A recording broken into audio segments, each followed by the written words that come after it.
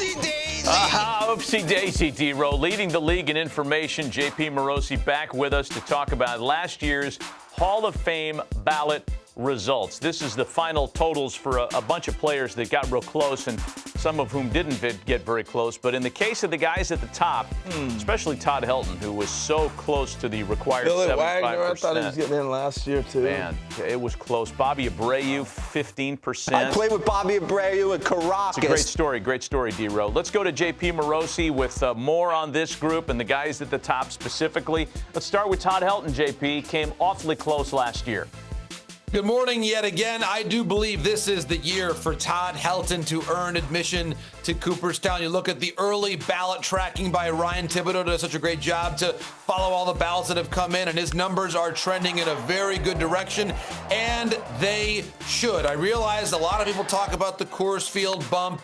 I vote for Todd Helton. I will vote for him again this year because not just what he did at Coors Field, but his road numbers are Hall of Fame worthy in and of themselves. This to me is a really important graphic. Better road OPS than the great Al Kaline, Jim Rice, Reggie Jackson, Carl Yastrzemski.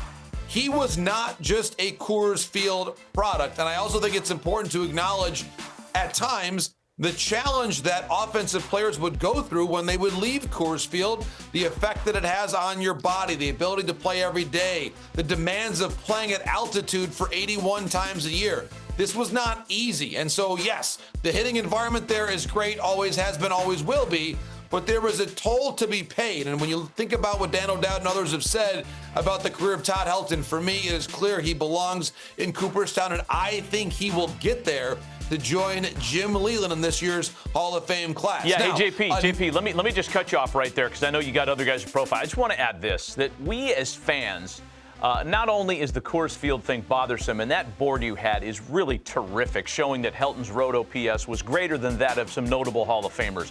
We tend to remember guys only in the final few years of their contracts. Todd Helton played until he was 39 years old. He played for 17 years with the same team. If you remove the last 4 years, his Hall of Fame case is even stronger because we don't have those senior moments in his career that we remember his not moving as well or not hitting for as much power. That's an unfair way to view a player that played that long. In his prime, and there was better than 10, 12 years of really good Todd Helton, he was one of the most elite players in the sport. Forget about from 2010 on, just wipe those memories clean because he was a Hall of Famer before he got there. Well, you always thought Todd Helton, Coors Field or not, was going to chase 400 and was going to hit 30 home runs. And he was a great ball player. Yeah. I think we get so caught up in let's slice the numbers and try to figure out and tell the story. When I tell the story of he's one of the best players of the generation. Period. That's I it. agreed. That's where it stopped. You could also say that same thing about Billy Wagner, for whom the comps are very strong to other elite closers who are in the Hall of Fame. He didn't throw as hard on the moon, though, as he did here. You know what I mean? Harold, let's just get to the numbers on Billy Wagner. I'm not really sure where you were going with that one, but I do know this about Billy Wagner. He was elite when he was pitching during that time. One of the very best pitchers ever, certainly from the left side. He was, ironically, the amazing story that's told about him was he was right-handed until he broke his arm playing football, then had to learn how to throw left-handed, and he became one of the greatest relief pitchers ever. Here are the numbers. Now, to me, the big question, Harold, on this full screen that we've got built is the number of innings pitched.